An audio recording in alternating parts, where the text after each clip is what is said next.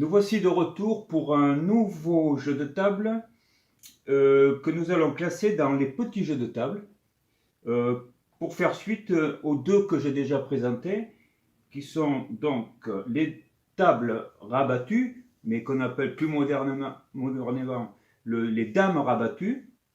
Les dames rabattues depuis le XVIIe siècle. Et puis aussi le tourne-case, qui est un très bon jeu. Je vous invite à aller voir ces deux vidéos. Ce sont des jeux qui sont très adaptés, on va dire, à l'initiation aux jeux de table, qui sont très très intéressants, et notamment quand on a des enfants, c'est très bien d'y jouer.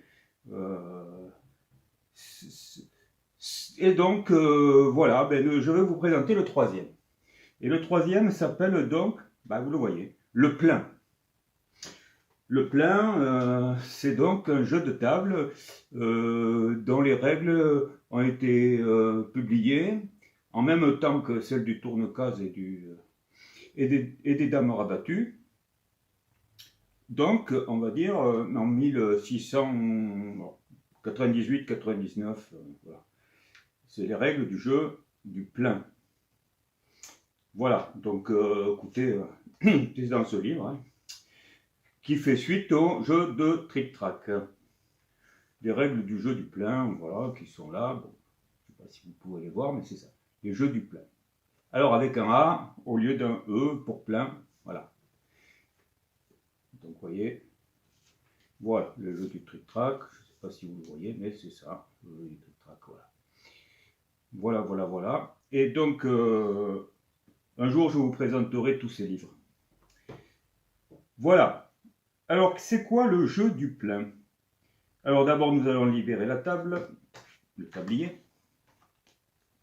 Voilà. Voilà. Voilà. C'était notre fameux lexicon que je vous invite à essayer aussi, qui est excellent.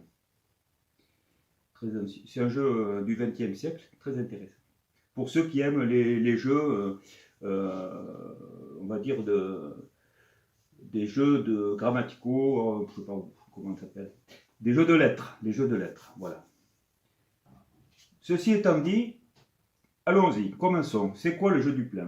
Déjà, on entend plein. Dans le jeu de plein, on entend plein. Bon, plein, plein, remplir. Or, si vous avez vu le trick-track, eh bien, le plein, faire le plein, c'est quoi? C'est mettre deux dames sur le même cadran. Deux dames par flèche sur le même cadran. Alors, ici, ça c'est la position de départ, c'est la même qu'au trick-track, vous voyez. On utilise bien deux dés aussi, deux cornets de préférence, chacun le sien, et une seule paire de dés que chacun joue à son tour. Quel va être le but du jeu? Le but du jeu, ça va être faire son plein.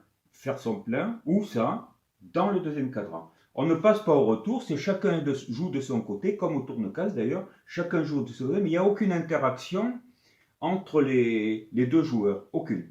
Chacun joue sa partie à tour de rôle, chacun joue sa partie coup par coup, et c'est le premier qui aura réussi à faire son plein complet, hein, attention. Il ne s'agit pas d'avoir une seule dame. Donc par exemple, voilà, il faudra deux dames ici, et puis encore deux dames ici, etc. Et puis je vous montre un plein, donc comme ça vous allez le voir. Voilà, c'est tout. C'est vraiment le jeu basique, hein, par excellence, mais très intéressant. Bon, c'est pas surnaturel comme jeu, mais voilà. Voilà, ici vous avez un plein. Voilà. Donc partant de là, du talon, vous allez devoir faire ça. Après, les trois autres dames seront n'importe où. Mais par contre, si à la fin, vous vous retrouvez sur le dernier coup dans un comme ça, vous voyez, par exemple, eh ben, vous n'avez pas gagné. Et si l'autre, par contre, lui, il finit par le faire, eh ben, il aura gagné. Voilà. Dès qu'il y en a un qui a réussi, le jeu s'arrête.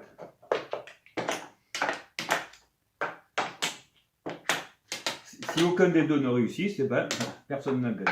Voilà. Voilà, donc vous avez vu, chacun fait son truc. La seule interaction qu'il y a, c'est c'est un petit peu de stress qu'il pourrait y avoir lorsqu'on voit que notre adversaire, lorsqu'il avance, ben, il a l'air d'avancer vraiment bien. Alors peut-être qu'on peut arriver à faire des mauvais placements de dames qui vont nous empêcher finalement de gagner. Donc c'est surtout ça. Donc c'est plus une gestion du stress, c'est un bien grand mot. Hein. Voilà. Mais bon, c'est tout ce qu'il y a comme gestion. Et après, c'est une question de savoir remplir. À la limite, c'est même pas à la limite. C'est un très bon entraînement pour jouer au trick-track, puisque au trick-track, ce que l'on cherche le plus souvent à faire, c'est ce plan-là.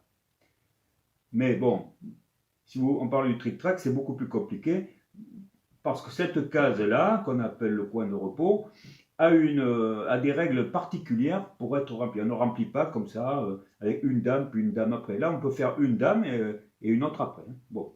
Alors voilà. Les dés. Ben, alors, chacun lance un dé. Voilà. 5 ici. Et 5 ici. Rien du tout. Ça ne marche pas. Alors, on recommence. 1. As, donc. Et 4. Donc, c'est les noirs qui commencent. Les noirs commencent. Normalement, les noirs commencent, on va dire. Et mais comme je vous ai dit, chacun gère son côté. Alors, puisque c'est comme ça, je vais faire ça. Là, je vous ai montré qui est-ce qui va commencer. Et aussi, ce qu'il faut savoir, c'est que la règle est stricte de ce côté-là. Si, admettons, les blancs gagnent, ben, c'est pas pour autant qu'ils vont pouvoir avoir le dé pour faire une deuxième partie. Hein, Non, il faudra à chaque fois qu'on va faire une partie, on va relancer les dés pour savoir, c'est le hasard qui dira qui est-ce qui va commencer. C'est comme ça que c'est défini. Parfois c'est l'un puis l'autre, l'un puis l'autre. Non, là ils disent c'est on tire au sort. À chaque fois on tire au sort. Voilà. Ça fait partie un peu du hasard supplémentaire. Voilà. Alors on y va, on lance. Alors donc je m'occupe que des blancs, je vais oublier les noirs puisque de toute façon c'est la même chose et qu'il n'y a pas d'interaction.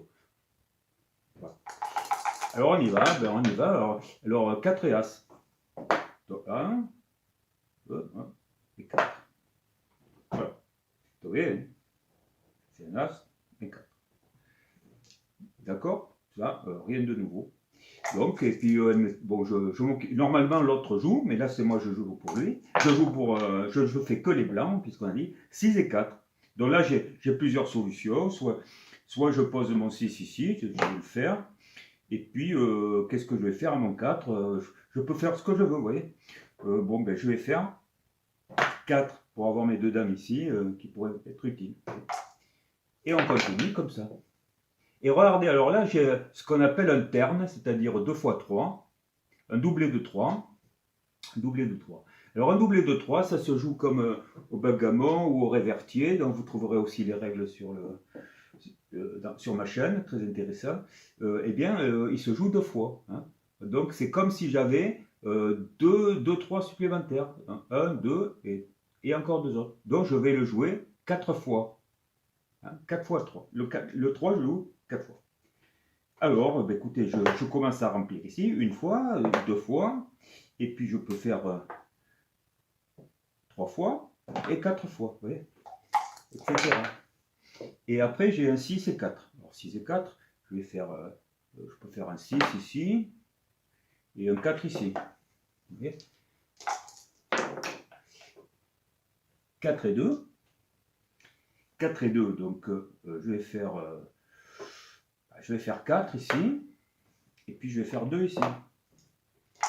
Là, vous voyez, c'est une gestion en fait de rangement des dames 2 par 2 sur le deuxième cadran. C'est tout ce qu'on fait. On ne peut pas passer de l'autre côté, hein. C'est pas possible. 4 et 2 à nouveau. 4 et 2, comme vous avez expliqué dans une autre vidéo, pourquoi il y a des flèches ici noires et jaunes, mais ça pourrait être n'importe deux couleurs différentes de toute façon. C'est parce que si je fais des nombres pairs, ici, je tomberai toujours sur une flèche de la même couleur. Donc vous voyez, ici, là-bas, elle est jaune, donc vous voyez, ici, toutes ces qui sont noires, n'iront jamais là, et ni là, hein, c'est pas possible. Si c'était impair, je change de couleur, 4 et 2, mais même en faisant, vous voyez, 4 et 2, la somme, tout est pair. Et donc 4 et 2. c'est pas très avantageux, mais bon, je vais faire quand même un 4 ici. Et puis je vais avancer le 2 ici, voilà. En gros, on sait déjà qu'au trick-track, il ne faut pas trop remplir en commençant par ici, parce que si on fait des grands coups après, avec les dés, ben on n'y arrivera pas. Hein, donc ils seront perdus les coups.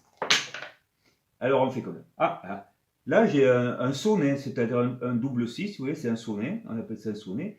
2 et 2, 4. Je fais 4 fois le 6. C'est un peu fort, hein, quand même, ça, sachant que partant de là, on peut faire que 11, d'accord? Regardez, 1 fois 6, c'est pas bon du tout, hein, je vous assure. Hein. Bon, 2 fois 6, je couvre ici, et il me reste à jouer 3 fois 6 et 4 fois 6. Voilà. Et on continue. On va voir s'il y en arrive. 2 et As. Alors, 2 et As, c'est intéressant, parce que je vais faire mon As ici, et puis je vais me dire, j'ai deux possibilités, vous voyez, c'est soit avancer ici, ouais, ou avancer ici. Alors, comme on a 15 dames, on en a besoin de 12, expressément 12, et il en restera 3. C'est ce qu'on appelle des dames surnuméraires. Alors, ces dames, les 3 dames surnuméraires, là, par exemple, j'ai 1, 2, 3, 4 et 5 ici, qui restent ici. Plus 6 et 7. Ici, de toute façon, il faut donc 1, 2, 3, 4 et 5. Si j'en veux plus que 3 qui me restent ici, il faut que j'en passe 2. 2 et As. Bon, ça c'est très intéressant. 2 et As, voilà. C'est simple hein, comme jeu. 5 et As, regardez bien. 5 et As. Alors là, je vais faire mon 5 ici, bien entendu. Et je vais avancer un As ici. Vous voyez. Donc, je me donne beaucoup de matériel pour pouvoir. Il faut imaginer que l'autre, pendant ce temps, il joue de son côté. À chaque coup, il joue. Avec un coup de retard, puisque... enfin, normalement, c'est moi qui ai le coup de retard, puisque c'est lui qui a commencé le premier. Et ça peut... donc, c'est très important que je fasse très attention à ce que je joue. Autrement, je perds du temps et l'autre va gagner du terrain et peut-être me battre. Mais quand on est à deux à avancer comme ça, on peut un peu paniquer, je dirais, et faire des mauvais coups, quoi, en se disant je perds trop, il faut absolument que avec 2 dés, j'arrive à couvrir 2 dames, etc. Donc, et on peut faire des erreurs parce qu'on voit l'autre avancer très vite. Alors, et c'est encore une approche par rapport au jeu de table très intéressante. Donc, là, qu'est-ce que je fais? 2 et As pour me donner, vous voyez, 3 qui vont peut-être sur un coup qu'on appelle tout d'une, c'est-à-dire 6 plus quelque chose, par exemple, hein, 4 et 3, pouvoir avancer jusqu'au-delà de... Ici, je peux avancer de 6, vous voyez, avec un 6, j'ai rempli. Et un 6, c'est assez facile à faire. Hein. Un 6, quand je dis un 6, ça peut être 4 et 2 et 5 et As aussi. Hein. Voilà. Là, j'ai fait 3 et 2. Donc, celui-là, je vais bien me le garder. Celui-là aussi, le 7, 7 ici, c'est une bonne chose. Donc, je vais avancer en faisant 3 et 2. Vous voyez? Voilà, j'aurais pu avancer celui-là ici. Et je continue. Et bien, vous voyez, je vous dis que le 7, il sort facilement. 4 et 3. Donc ici, hein, flèche noire, impair, je vais sur une flèche jaune, vous voyez. 4 et 3. Voilà. C'est quasiment fini, je suis à peu près certain de gagner. Un coup de plus. 4 et 2, comme je vous ai dit, le 6 sort facilement. 4 et 2, c'est fini. Si l'autre était en retard, j'ai gagné. Voilà. Et voilà le jeu du plein, c'est tout ce que j'avais à dire. Donc, bon, donc c'est une règle qui est sortie donc, en 1698 ou 1699, quelque chose comme ça. Voilà, tout est dit. Et puis, bon, ben, amusez-vous bien. C'est très simple, ça permet de jouer, d'avoir un jeu très rapide, rafraîchissant, je dirais. Et puis, avec le temps qu'il fait, c'est peut-être pas nécessaire que ce soit très rafraîchissant. Mais bon, voilà. Et bien, je vous dis au revoir. Et puis, à la prochaine vidéo qui ne devrait pas trop tarder. Au revoir.